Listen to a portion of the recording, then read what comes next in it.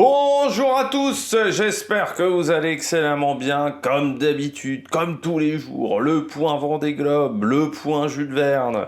On est au 55e, 56e jour de course, je ne sais même plus dans ce Vendée Globe. On va revenir un petit peu sur tout ce qui s'est passé pendant la nuit.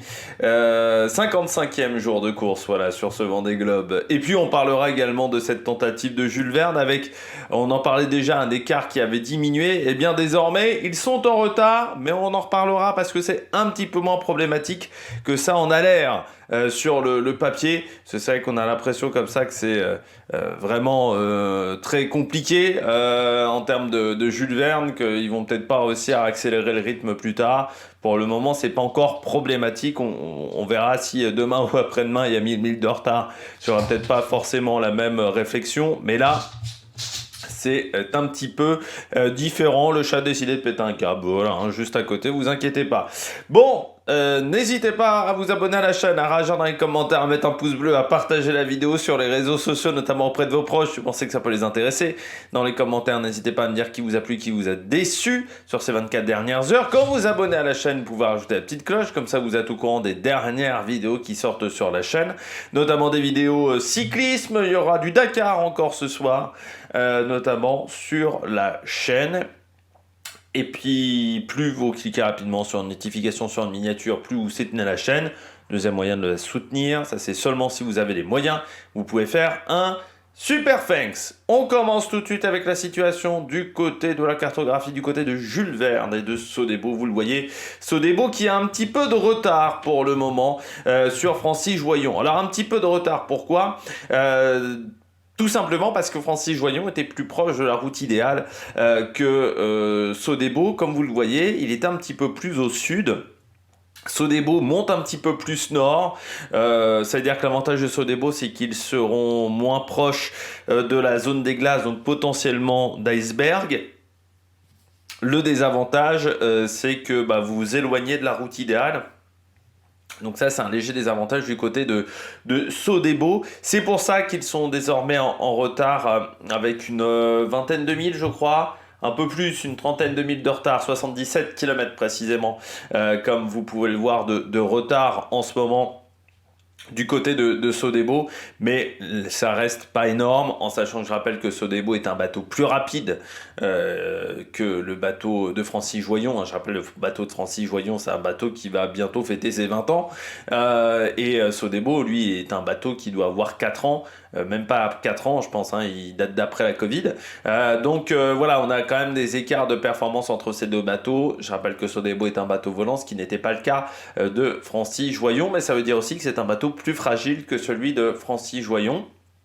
Et pourquoi je vous parle de fragilité? Parce que Sodebo a eu un problème sur les 2 derniers jours. Il n'avait plus de radar sur son bateau. Problème qui a été résolu par les concurrents en mer, qui ont réussi à réparer donc, le système de radar donc, qui ne fonctionnait plus. Et ce qui fait qu'être à l'aveugle, ça va dans l'Atlantique Nord, on va dire. C'est beaucoup plus compliqué dans les mers du Sud, entre la possibilité d'avoir des icebergs, parce que eux ils peuvent aller n'importe où sur la carte. Ils n'ont pas de zone d'exclusion antarctique plutôt, donc ils peuvent se rapprocher également des icebergs. Ça veut dire c'est problématique aussi dans certains endroits avec les bateaux, ne pas avoir de radar, donc ça aurait été quand même un gros souci. Et ils ont réussi à réparer ça, mais ça les a peut-être un petit peu ralentis. C'est vrai qu'après, depuis le début de cet océan Indien, ils ont un océan Indien qui est assez mouvementé, qui est assez compliqué, contrairement à ce qu'avait eu Francis Joyon, qui avait fait un temps canon entre le Cap de Bonne-Espérance et la Tasmanie. Là, c'est un petit peu plus compliqué pour Sodebo au niveau des conditions de vent, qui sont pas si élevées que ça. Hop là, vous avez disparu, mais on revient comme ça. Et c'est pas si élevé que ça pour de l'Indien, mais avec quand même pas mal de mer. C'est pas mal ballotté. Alors là, ça va un petit peu se calmer en termes de mer, donc ça va peut-être être un peu mieux avant ce front qui va arriver derrière dans les heures à venir et qui va pas mal se renforcer et qui devrait leur passer dessus. Donc leur objectif, ça va être d'être devant ce front le plus longtemps possible. Mais ça va être compliqué quand même de rester devant jusqu'au Cap Lewin. Donc normalement ils vont se faire transpercer par le front. Donc c'est peut-être aussi pour ça qu'ils partent un petit peu plus nord pour être dans des conditions un peu plus de sécurité. Puis il faut rappeler qu'il y a une tentative de Sodebo qui s'est arrêtée dans l'océan Indien, quasiment à cet endroit-là de la carte. Donc forcément ça fait réfléchir du côté de Thomas Coville, et on y va peut-être un peu plus avec le frein à main que s'il n'y avait pas eu ce problème là auparavant. Donc l'objectif maintenant c'est de cravacher, c'est de continuer à aller vite, mais ne pas faire non plus que des bêtises avant d'arriver au Cap Lewin. Ça va être l'objectif des concurrents, des 7 concurrents qui sont à bord de ce bateau et donc qui ont réussi à réparer. Je rappelle donc un problème de radar. J'ai l'impression d'être la chaîne L'équipe sur le Dakar à rappeler les informations. On passe tout de suite à la cartographie du Vendée, donc 55e jour de course, et vous voyez, eh bien de nouveau du vent pour les concurrents de tête. Et oui, le vent qui avait du mal à repartir, eh bien enfin un petit peu. Alors c'est ce qu'on appelle des alizés d'Atlantique Sud. Donc c'est la situation inverse de l'hémisphère nord, encore une fois c'est un peu le même principe, et ces alizés qui vont les emmener jusqu'à l'équateur, normalement équateur demain, dans 24 heures voire moins selon comment ça avance, mais dans 24 heures, donc normalement demain quand on fera la vidéo, peut-être pas encore demain, parce que peut-être que la vidéo ça sera un petit peu plus tôt, mais demain normalement équateur pour les 2 concurrents de tête, qui seront dans le money time quand on passe équateur, quand on sort du poteau noir ensuite derrière, il y aura encore une journée de poteau noir. Donc c'est vrai que mardi, normalement on rentre vraiment dans le money time de ce Vendée Globe, c'est-à-dire dans la dernière partie, une dernière partie qui va être rapide. Parce que en fait le principe dans les mers un peu plus au nord, pour vous expliquer, hop, là, à partir d'ici, le principe c'est de monter plein nord. De toute façon, vous êtes obligé de monter plein nord. Hop là, on monte plein nord. Et ensuite, on récupère le vent. Sauf que grâce à cette dépression, en fait, qui va être positionnée, hop, plutôt ici, au lieu de monter plein nord et de monter quasiment à New York et ensuite de faire hop là, comme ça, jusqu'au Sable d'Olonne, c'est un petit peu ça l'idée d'habitude, là, normalement, ils vont pouvoir faire hop là, comme ça, et être catapultés jusqu'aux Canaries. Normalement, ils ont 4 jours. L'Atlantique Nord va se résumer à 5 jours de course, à peu près. 5 jours, 6 jours de course, grand maximum. Ça va être d'une vitesse ultra rapide pour Charlie Dalin et Johan Richomme. Ce qui fait que, potentiellement, ça laisse peu de temps pour récupérer du retard.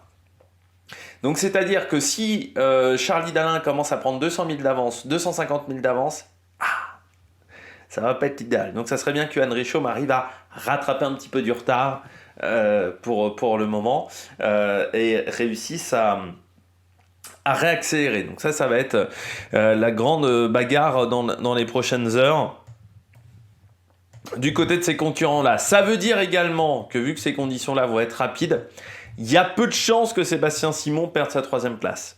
À part gros problèmes techniques sur le bateau. C'est vrai que du côté de Sébastien Simon, il a toujours quasiment 1000 milles d'avance sur Ruyant. Et puis vu les problèmes qu'a en ce moment Thomas Ruyant, notamment avec la perte de son J2, en ce moment ça va plus extrêmement vite. Normalement, sauf gros problème, Sébastien Simon ne devrait pas perdre cette 3e place du côté de Groupe Dubreuil. À la régulière, il ne peut plus la perdre. Il y a encore si Thomas Ruyant avait réussi à accélérer le rythme. Mais là, vu où il est situé, il va y avoir encore cette proéminence du Brésil à passer. Mais bon, là on voit que le vent a réaccéléré, on voit que le vent est plutôt pas mal. Lui en plus il va avoir peut-être des conditions une chouille meilleures que les concurrents de tête. Donc là ça va plutôt bien se passer à partir de maintenant. Et je pense qu'il aura plus trop de soucis de vitesse du côté de Groupe Dubreuil. Par contre il arrivera pas à revenir sur les concurrents de devant. Sébastien Simon, Johan Richomme et Charlie Dalin sont trop loin. Et en plus avec le déficit de performance de son bateau avec un foil en moins, ça sera compliqué, mais réussir quand même à être dans le top 3 avec un foil en moins, chapeau Sébastien Simon, belle perf du côté du bateau Groupe Dubreuil. Par contre derrière ça va être la grosse bagarre, ça on va le voir. Là pour le moment ça reste du vent pas foufou. Pour pour certains concurrents devant qui vont être pris dans une dorsale, Paul Meillat et Thomas Ruyant. Et par contre, derrière, c'est peut-être Justine Métro qui va en profiter. Parce que vous voyez, vu comment elle s'est positionnée, elle va peut-être réussir à contourner tout ce petit groupe qui est un peu bloqué en ce moment et réussir à avancer plus vite qu'eux. Et peut-être revenir sur un Jérémy Bayou potentiellement du côté de Justine Métro. Nicolas Luven, ça semble un peu plus compliqué, mais peut-être revenir sur un Jérémy Bayou avec cette condition de mer, donc qui va là un peu pousser les concurrents, et puis ensuite il faudra franchir de nouveau une dorsale ici et aller assez vite, parce que vous voyez qu'ensuite la zone de molle s'étend un petit peu, donc il faudra aller assez vite pour récupérer ce vent là comme ça. Donc Motet Nord, montez à peu près ici, mais il faudra pas attendre trop longtemps, donc vous avez un jour grosso modo pour faire cette montée là, et ensuite il faudra aller très très vite, parce que voilà, vous voyez que les 10 heures après le vent va devenir beaucoup plus calme et ça va être moins simple. Derrière, eh bien, on a le petit groupe Dutreux-Crémer. Dutreux qui a fait une belle opération aujourd'hui, on y reviendra, mais qui a réussi à récupérer du vent un petit peu plus tôt. Et puis il semblerait qu'il ait la bonne voile, contrairement à Clarisse Crémer. C'est le Genaker qu'elle avait perdu en début de course et qui lui manque là en ce moment par rapport à Benjamin Dutreux. Donc ce qui fait cette différence de vitesse entre les deux. Et c'est plus compliqué derrière pour Samantha Davis qui n'a pas beaucoup de vent, et surtout il faut qu'elle fasse attention, Samantha Davis, parce qu'il y en a deux qui ont décidé de s'infiltrer à l'intérieur des îles Falkland. Plus à l'ouest, donc de nous faire un petit peu de Sébastien Simon, Romain Attanasio, Damien Seguin, et ils vont peut-être réussir à remonter un petit peu. Alors pour le moment l'écart est important, mais il faudra faire attention. Et puis Jean Le Cam est donc le 16e à passer le cap Horn, avec une belle marche sur ses adversaires, Alan Roura notamment, et Giancarlo Pedote, Isabelle Diochke, et avec quand même pas mal de retard sur Damien Seguin. Mais bon, on ne sait jamais, le top 15 c'est toujours possible pour Jean Le Cam, et puis il y avoir encore des problèmes techniques pour les différents concurrents. Derrière, Alan Roura a retrouvé un petit peu de vitesse, à réaccélérer, et puis surtout la moins de problèmes techniques, Isabelle Diochke et Giancarlo Pedote, donc il devrait être le 17e à passer le Cap Horn, même s'il y a toujours des petits soucis de technique sur le bateau d'Alan Roura. C'est ce qu'il disait, notamment il entend son safran crier de temps en temps, donc il sait qu'il ne peut pas grosso modo tirer beaucoup plus sur la machine. Et puis derrière on retrouve Pedote et Isabelle Diochke qui devrait passer le Cap Horn demain. Normalement, tout ce petit peloton. Alan Roura, je pense que ça sera dans la nuit, en heure française, bien entendu, à chaque fois. Et puis eux, ça devrait être demain matin, je pense, voire un petit peu plus tard. Mais demain, normalement, ils sont au Cap Horn. Et Benjamin Ferré, ça devrait être plutôt mardi, je pense. On peut se fixer mardi.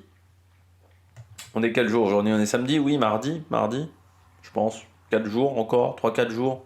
Du côté de Benjamin Ferré et du petit groupe de furieux derrière qui vont encore choper une dépression, je crois, et qui vont encore se faire traverser par une dépression et encore. Et puis après, ça devrait être pas mal. Et vous voyez que par contre, Alan Roura et les petits camarades derrière, eux, ils vont avoir du vent très tonique au passage du Cap Horn. Donc ça va pas être simple. Et par contre, Romain Attanasio, voilà, quand je disais eux, ils peuvent pas en profiter, c'est qu'ils vont avoir un petit peu de vent en passant à l'intérieur, et ça peut vraiment bien marcher pour eux. Ils vont peut-être essayer de se faufiler comme ça. Il y a un petit corridor, il y a peut-être un petit passage où ils peuvent rattraper pas mal de temps dans l'affaire. Et puis derrière, le malheureux du Pacifique, Oliver Air, parce qu'il n'y a pas de vent. C'est terrible, Oliver Air, parce qu'il faisait une belle course jusqu'au Pacifique, et là il s'est enfourné dans une zone, c'est vraiment merduit, il n'y a rien, quoi. Voilà, il avance pas. Alors l'avantage c'est qu'il doit pas casser grand chose sur le bateau, mais il avance pas dans ce Pacifique. Ça doit lui paraître une éternité, parce qu'il était quasiment au contact d'un Arnaud Boissière. Il était pas si loin que ça d'un Arnaud Boissière, et là il est. C'est à une lenteur. Il voit Kornick, Jinkunshu revenir derrière en plus quand même. C'est terrible, et puis ça va pas s'améliorer dans les heures à venir, parce que la bulle elle le suit quasiment, donc c'est terrible. Je pense que il va encore souffrir pendant au moins 4 jours. Allez, 3-4 jours, au moins 3-4 jours. Parce que là, il n'avance pas, il est collé. Ça va être compliqué aussi pour Antoine Cornic et Jin Kunshu, aussi pour Manuel Cousin, hein, parce que vous voyez que là, on a de nouveau du vent pas excellent dans l'entrée de ce Pacifique. Et avec, ça permet de voir également les prévisions un petit peu pour derrière, notamment certains concurrents qui sont du côté du trophée Jules Verne. Ça va pas être si facile que ça la Tasmanie, mais on voit à 4 jours. Eux ils auront du vent, hein, donc normalement, et puis eux ils peuvent passer dans ces zones interdites que ne peuvent pas franchir les concurrents du Vendée, donc ce qui fait aussi des différences au niveau stratégique, au niveau du vent. On regarde un petit peu les différents concurrents. Alors déjà on va commencer avec Yannick Bestaven. Yannick Bestaven, donc, qui veut toujours repartir ce week-end. Ça risque quand même d'être un petit peu compliqué, surtout que les conditions vont être toniques pour ressortir d'Ushuaïa, surtout que c'est pas simple, parce que le port d'Ushuaïa en fait est bien enfoncé en dessous le Cap Horn, donc faut réussir à ressortir, ce qui est pas évident. Du côté de Yannick Bestaven, donc on est en train de faire les réparations, donc au niveau de son système de barre, c'est quasiment terminé. C'est un peu plus compliqué pour le dessous du bateau, donc il commençait à se délaminer parce qu'il n'y avait pas de système de grue du côté d'Ushuaïa, donc ils ont dû réussir à attacher en fait le sommet du mât à un système de cordage pour réussir à faire en fait gîter le bateau, donc faire un peu pencher le bateau parce qu'il n'y avait pas de grue. Mais bon voilà, ils ont fini le ponçage. Demain ils attaquent la stratification, donc du dessous du bateau, pour que Yannick Bestaven puisse finir cette course. On continue avec la tête de course avec Johan Reichaume. Johan Reichaume, bien qui a fait sa petite vidéo pour Ouest France, et il disait Johan Reichaume qu'il a fait des mauvais choix sur les derniers jours parce qu'il est un peu fatigué. Il a dit, hein, pour revenir sur Charlie Dalin et sur la fin d'Océan Pacifique, il a pas mal accéléré, ce qui fait il s'est un peu fatigué, hein, tout simplement dans cette zone-là. Surtout qu'il a fallu quand même cravacher ensuite derrière avec la zone d'exclusion antarctique et la sortie du Cap Horn. Ça n'a pas été évident pour eux. Pour éviter des trop grosses zones de molle et toujours garder une vitesse constante au niveau du bateau.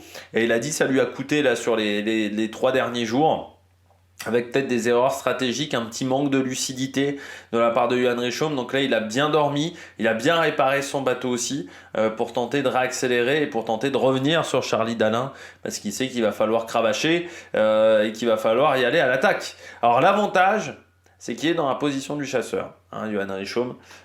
C'est parfois plus facile d'être dans la position du chasseur que de la position du chassé, surtout quand vous n'avez pas non plus une avance énorme. Hein. Encore une fois, il y a 5-6 heures d'avance, hein, grand max pour Charlie Dalin, s'il arrive encore à augmenter un petit peu le rythme. Donc il va toujours rester avec un petit peu de peur. Et autant Johan Reichaume, il n'a rien à perdre pour aller chercher la victoire, potentiellement. Même s'il veut finir son premier Vendée Globe, il sait qu'encore une fois il le finira, et certainement sur le podium, parce que même gros problème technique, encore une fois il a une marge sur un Paul Meillas, sur un Thomas Ruyant, mais il va falloir, je pense que lui il va cravacher, il n'aura pas peur de cravacher, d'y aller. Et on a vu dans certaines conditions Charlie Dalin n'arrivait pas à suivre la cadence d'un Paprec Arkea. Donc il faudra voir si ça sera encore ça dans les conditions un petit peu plus toniques, s'il arrivera à être devant Massif dans cette situation-là, et surtout aussi avec le jeu de voile, parce que Johan Reichaume n'a pas indiqué qu'il avait eu des problèmes avec des voiles, ce qu'a eu notamment Charlie Dalin à un moment dans la course. Donc il faudra voir également si ça ne joue pas en la défaveur de Charlie Dalin. Cette affaire-là. Nicolas Lunven, lui, pas mal de petits problèmes techniques en ce moment sur le bateau Holcim PRB du côté de Nicolas Lunven, avec un problème d'aérien, notamment en fait c'est son chapeau de tête de mât qui s'est arraché. Donc dans les énormes tempêtes qu'il y a dans la zone en ce moment où il se situe, parce qu'il y a eu vraiment des tempêtes de grêle. Enfin, Paul Meillas, il a eu de la grêle. Thomas Ruyant a eu des conditions avec parfois 60 nœuds de vent. Enfin, c'est vraiment une zone qui est très instable, et cette sortie de Cap Horn est vraiment très compliquée pour eux. C'est ce que disait Johan Reichaume, c'est parfois à une centaine, enfin pas une centaine, mais à 1000 km d'écart. On a un Vendée Globe qui est totalement différent, une perception du Vendée Globe qui est totalement différente. Et du côté de Nicolas Lunven, donc tout est parti au niveau de son chapeau de tête de mât. Donc notamment antenne VHF, aérien, système Oscar, donc qui permet de voir un petit peu si vous avez des baleines, si vous avez voilà, des cétacés, si vous avez des concurrents qui sont pas extrêmement loin, ou si vous avez des bateaux de pêche, c'est très important le système Oscar.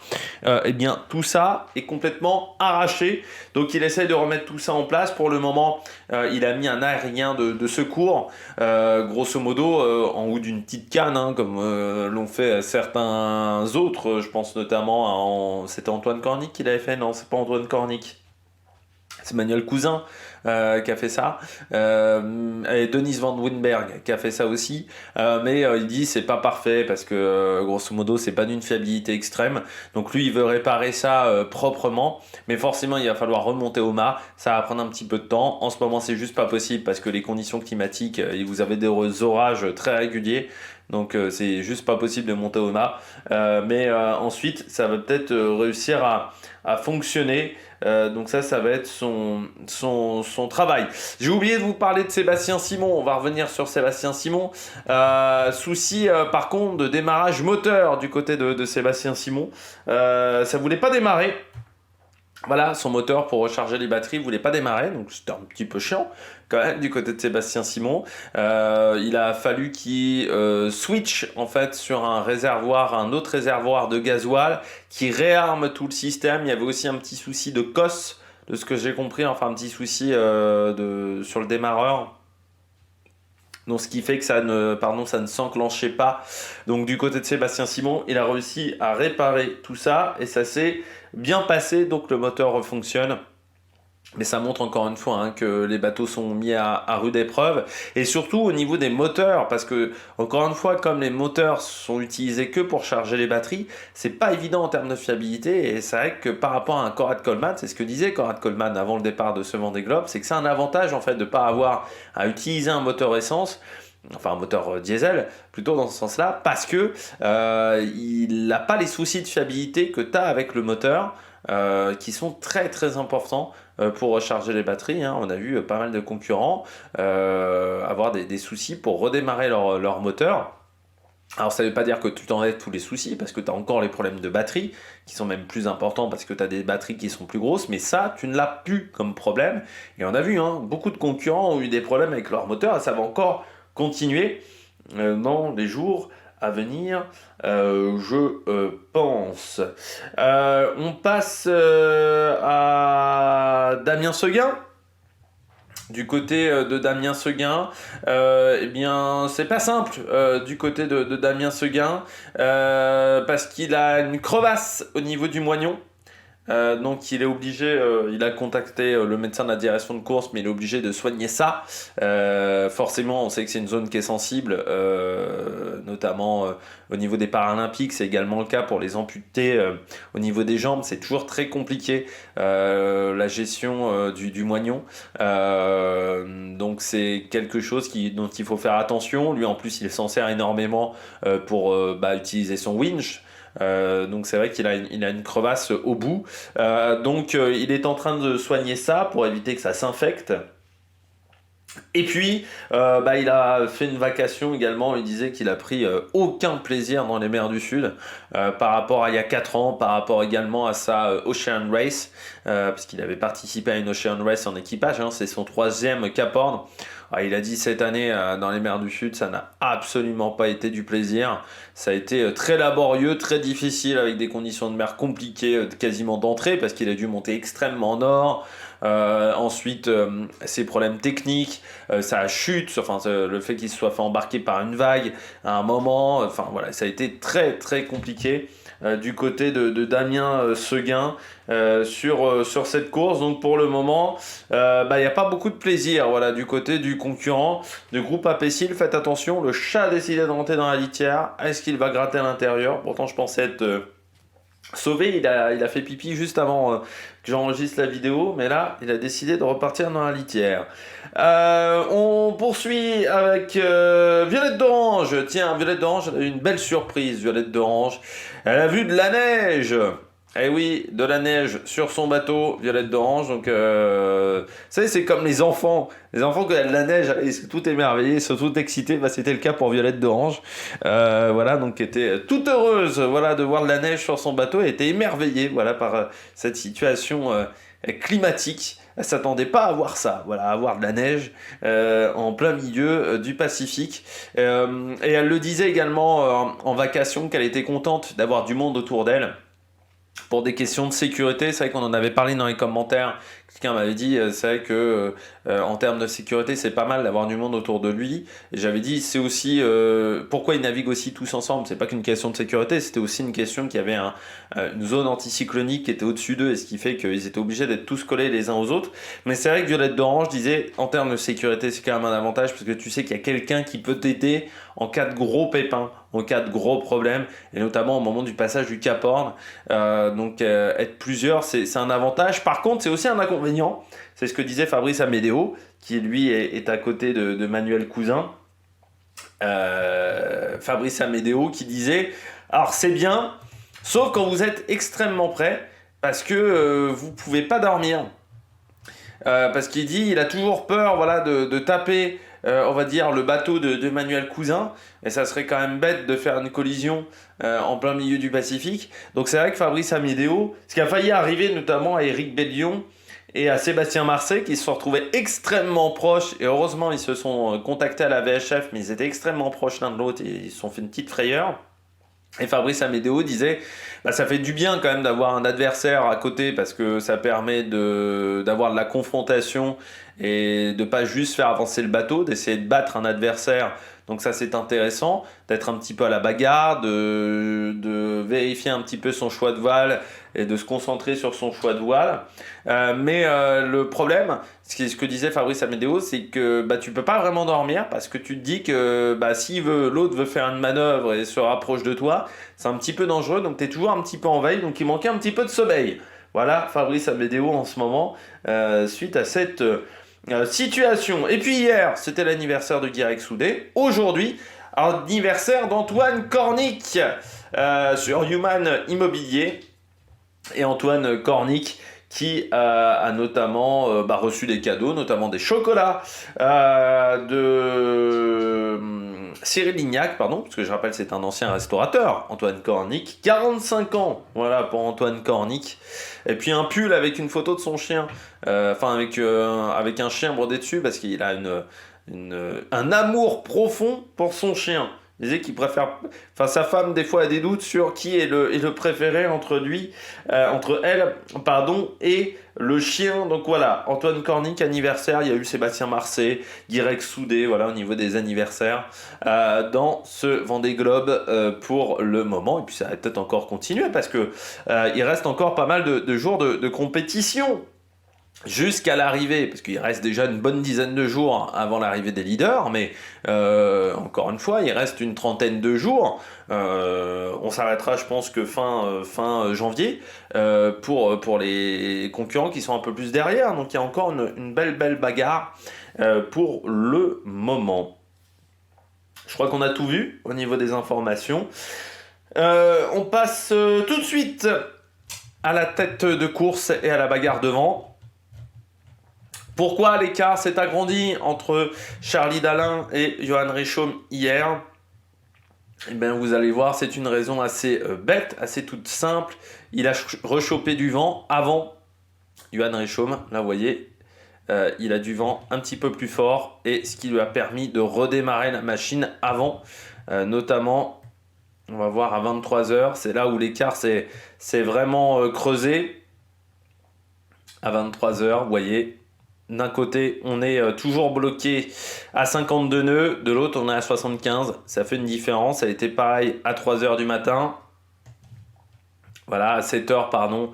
66 contre 84. Et c'est ce qui a fait que l'écart est passé à 122, 130 000 même d'écart, parce qu'il y a une différence de vitesse entre les deux, qui s'est quand même un peu freinée sur les 4 dernières heures. Donc on est désormais à 86 000 parcourus sur les 4 dernières heures pour Charlie Dalin et 86,4 pour Johan Richomme. Charlie Dalin qui a été le bateau le plus rapide des 24 dernières heures. Le concurrent de Massif, donc il a réussi à retrouver du vent un petit peu avant Johan Richomme, encore une fois, le concurrent qui devant a toujours les meilleures conditions que les concurrents qui sont derrière sur ce Vendée Globe, ça c'est encore vu aujourd'hui. Et encore une fois, avec des petits soucis de lucidité du côté de Johan Richomme qui a préféré se reposer. Ça fait quand même une journée pour Charlie Dalin à quasiment 460 000, en sachant qu'hier il était quasiment à l'arrêt. Donc c'est une belle journée du côté de Charlie Dalin face à Johan Richomme. On verra dans les statistiques, mais vous voyez qu'il y a une différence de vitesse entre les deux. Derrière, on retrouve Sébastien Simon. Lui, toujours un petit peu arrêté, Sébastien Simon, mais il ne perd pas de temps par rapport à un Thomas Ruyant ou par rapport à un Paul Meillat. Donc voilà, il est toujours entre 1000 et 900 000 à peu près d'écart. Donc ça, c'est plutôt intéressant pour lui. Derrière, on retrouve le groupe Thomas Ruyant jusqu'à Justine Métro. Et vous voyez que ça reste très serré. Justine Métro, elle est à 1995 000, donc à 400 000 de Thomas Ruyant. Donc tout ça, c'est dans la même journée de course, à peu près, c'est ce qu'il faut s'imaginer. Et un Thomas Ruyant qui peine en vitesse. Vous voyez que Paul Meillat va plus vite, quasiment 130 000, 140 000 de plus de parcours sur les 24 dernières heures, avec quand même un Paul Meillat qui nous fait en ce moment un début de remontée d'Atlantique Sud vraiment canon de la part de Paul Meillat sur Biotherme. Il cravache fort, peut-être aussi parce qu'il connaît bien sa machine, qui a eu assez peu de pépins techniques depuis la création de ce bateau et sur les 3 dernières années. C'est vraiment l'un des bateaux les plus fiables de la flotte avec, je dirais, le bateau de Boris Herrmann. Et là, il a peut-être un peu plus de réserve de vitesse sur son bateau que celui des concurrents et il s'en sert également très bien en ce moment. Donc Paul Meillat qui est à l'attaque face à Thomas Ruyant. Derrière, on trouve également Nicolas Luneven, donc il va plus vite que Thomas Ruyant. Je rappelle, Thomas Ruyant, c'est 245 000 de parcouru. Nicolas Luneven, c'est 311. Donc là aussi, quasiment 70 000 de plus. Donc ça fait plus de 100 km de plus par Nicolas Luneven par rapport à Thomas Ruyant. Donc là aussi, ça cravache fort du côté du concurrent Dolcim PRB qui a un petit peu lâché Jérémy Bayou. 50 000 moins bien, Jérémy Bayou, même si de nouveau les vitesses sont similaires entre les deux. On voit Thomas Ruyant il a 44 000, Nicolas Luneven à 70, 76, quasiment 80 même pour Jérémy Bayou. Boris Herrmann lui est complètement arrêté avec Sam Gouchai. Ils sont dans le centre de cette dépression, donc dans du vent assez faible. Et c'est Justine Métro qui fait pas mal de petites manœuvres mais qui essaye d'accélérer. En fait, elle essaye de contourner au plus près cette dépression, donc à passer au plus proche du centre sans tomber dans le centre, parce que quand vous tombez dans le centre, vous tombez dans du vent faible. Donc c'est un petit jeu avec la dépression de chat et de la souris qui est pas forcément évident du côté de Justine Métro, mais qui fait le travail avec Teamwork Team Snef. Derrière, on retrouve donc Benjamin Dutreux et Clarisse Kremer. Donc Clarisse Kremer qui disait bien que Benjamin Dutreux, il a le Genaker en ce moment, il peut l'utiliser au moins pendant 24 heures. Donc ça fait un différentiel de vitesse, mais elle disait qu'elle ne s'inquiétait pas trop de l'écart qu'elle allait prendre aujourd'hui parce que elle pensait que c'est un écart qu'elle serait en mesure de rattraper parce que elle pense que Benjamin Dutreux à un moment va avoir du vent plus faible qu'elle, donc elle pourra remonter à ce moment-là. Benjamin Dutreux. Derrière, on retrouve, donc vous voyez, 239 000 pour Clarisse Kremer, 288 pour Benjamin Dutreux, qui au final remonte aussi pour Thomas Ruyant, parce qu'il y a 1000 d'écart avec Thomas Ruyant, sauf que Thomas Ruyant, il a eu des problèmes techniques, il y a même plutôt 900 000 pour tout vous dire, et donc là aussi, il va falloir commencer à réfléchir à ce que Thomas Ruyant va rester dans le top 10 si ces problèmes techniques ne s'améliorent pas dans le futur. Du côté de Samantha Davis, on va pas beaucoup plus vite que Clarisse Kremer, on a à peu près 200 000 de retard sur Benjamin Dutreux et 150 sur Clarisse Kremer pour le moment. Et surtout, elle va voir se rapprocher Damien Seguin et Romain Attanasio. Qui certes ne vont pas hyper vite, ne vont pas beaucoup plus vite qu'elle, même un petit peu plus lentement, mais qui vont au plus proche et surtout eux ils vont récupérer du vent dans les prochaines heures, ce que n'aura pas Samantha Davis, donc ça devrait leur faire gagner pas mal de temps et eux ils sont proches de la route idéale. Vous voyez la petite route en rouge, donc ça veut dire qu'ils vont remonter un petit peu dans le classement parce qu'ils font moins de kilomètres que Samantha Davis. Au final, derrière Jean Le Cam, donc qui a passé le Cap Horn, qui fait encore des bonnes vitesses, 354 000. C'est l'un des bateaux, je crois que c'est le bateau à dérive droite qui va le plus vite en ce moment, devant Guirec Soudé qui va très vite, on y reviendra du côté de Guirec Soudé. Puis derrière Alan Roura, deuxième bateau le plus rapide de la flotte aujourd'hui, Alan Roura, avec Hublot, alors dans des conditions qui sont toniques, mais ça veut dire que ça avance. Mais encore une fois, du côté d'Alan Roura, ça a été ce problème de régularité entre les différentes journées. C'est-à-dire que oui, il a réussi à faire parfois 24 heures de qualité, 20 heures, 40 heures de qualité, mais pas 72 heures, 4 jours, 5 jours, vraiment haute intensité. Ça a été le problème d'Alan Roura et un Cap Horn qui va être tonique pour le concurrent suisse. Derrière, on retrouve Giancarlo Pedoté, Isabelle Yoshke. Isabelle Yoshke, 311 000. Pedoté 310 000, donc ça veut dire qu'ils sont à des vitesses équivalentes, donc c'est pas un trop gros problème, sauf que Benjamin Ferré a tendance à revenir un petit peu de l'arrière à certains moments, donc l'écart 4003, oui vous voyez à 500 000, alors ça reste quand même une grosse marge, mais il faudra voir du côté d'Isabelle Yoshke dans la remontée de l'Atlantique Sud si un Benjamin Ferré, un Louis Duc ou un Tanguy Le Turquet peuvent pas en profiter, en sachant que Tanguy Le Turquet aura peut-être un peu plus de mal parce que son bateau était quand même plutôt conçu pour les mers du Sud. Donc on retrouve Tanguy Le Turquet qui est pour le moment 3e, qui n'a pas fait une grande journée, notamment par rapport à un Guirec Soudé. 330 000 encore de parcouru pour Guirec Soudé qui est passé 24e au général et qui suit Kojiro Shiraishi, le japonais, et ça va vite. Sébastien Marseille et Eric Bédion sont un petit peu plus au nord, comme on le disait, ils sont ensemble. Violette d'Orange, elle va vite également, 354 000, elle fait une belle course. Et puis Conrad Coleman qui avance avec son MS Hamelin. Et lui, il va falloir s'en méfier, parce que Conrad Coleman, il va pas hésiter à prendre des risques comme Louis Duc. Donc eux, ils peuvent peut-être encore remonter dans cette catégorie des bateaux à dérive droite. Et Arnaud Boissière qui est 29e pour le moment, qui est toujours dans l'objectif de finir un 5e Vendée Globe d'affilée, ce qui, je rappelle, n'a jamais été réalisé. Derrière, donc on retrouve Oliver Air. C'est compliqué, alors il fait peu de vidéos, mais je peux vous dire que je pense qu'à l'intérieur du bateau ça doit bouillir en ce moment du côté d'Oliver Air. 163 000 encore une fois de parcouru, c'est encore une fois le bateau le plus lent de la flotte. Et puis on retrouve Antoine Cornic 230 000 et Jin Kun Chiu 250 000, donc qui rattrape un petit peu son retard. Jin Kun Chiu avec moins de 100 000 de retard désormais, 90 000 d'écart entre les deux.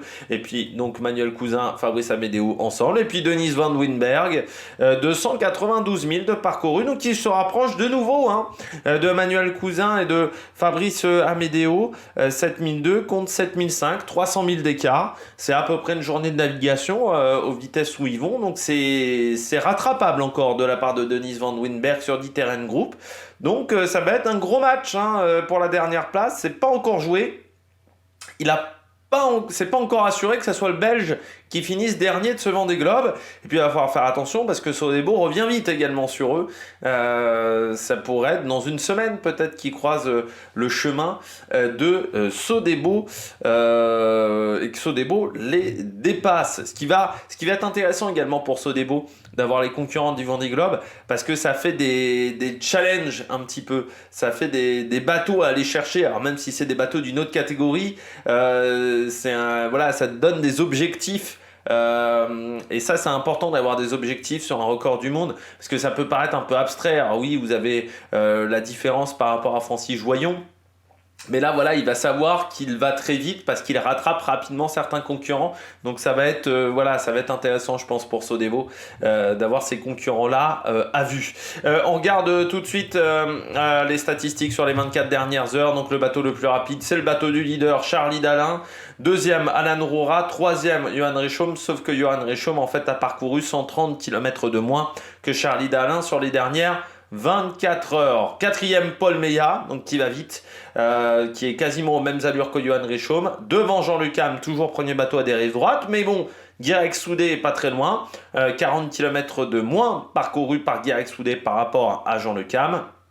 On retrouve ensuite Louis Duc avec Conrad Coleman et puis Kojiro Shiraishi et Arnaud Boissière qui conclut ce top 10. Charlie Dalin qui va bientôt passer le cap des 200 fois en tête du classement, donc des 200 pointages où il a été en tête du classement devant Johan Richaud, mais encore une fois c'est à la fin que ça compte, et l'écart a réaugmenté entre Charlie Dalin et Denis Van Wijnberg aux alentours de 200 km supplémentaires de retard pour Dennis Van Wijnberg par rapport à Charlie Dalin, qui a également récupéré de l'avance par rapport à Armel Lecléache et son record, désormais 1206 milles d'avance, qui représente 2234 km. Et surtout, Charlie Dalin est désormais à 3668 milles de l'arrivée. Donc on va passer demain sous la barre des 3500 milles, voire mieux, peut-être les 3000 milles dans une trentaine d'heures. Et vous savez qu'on se rapproche de l'arrivée, mais il faut faire attention. On a hâte de revenir chez soi, on a hâte de revenir au Sable d'Olonne, mais il ne faut pas se déconcentrer. C'est ce que disait très bien Sébastien Simon, surtout pour les concurrents qui n'ont plus grand-chose à gagner. Il ne faut pas se déconcentrer, il faut rester encore motivé et surtout faire attention, parce que dès qu'on se déconcentre, on peut faire une erreur qui peut avoir de graves conséquences sur la fin de sa course et sur la possibilité de finir cette course. Donc il faut faire très attention. Bon, j'espère que vous avez aimé cette vidéo. Si vous avez aimé cette vidéo, n'hésitez pas à vous abonner à la chaîne, à réagir dans les commentaires, à mettre un pouce bleu. On se retrouve tout à l'heure pour le Dakar. Il y aura, j'espère, également une vidéo de présentation d'équipe, mais c'est pas encore sûr. Avec, normalement, si je compte bien, ça sera la Cofidis aujourd'hui. Donc, il y aura pas mal de choses à dire sur l'équipe française. Allez, ciao, ciao sur l'Amérique Production.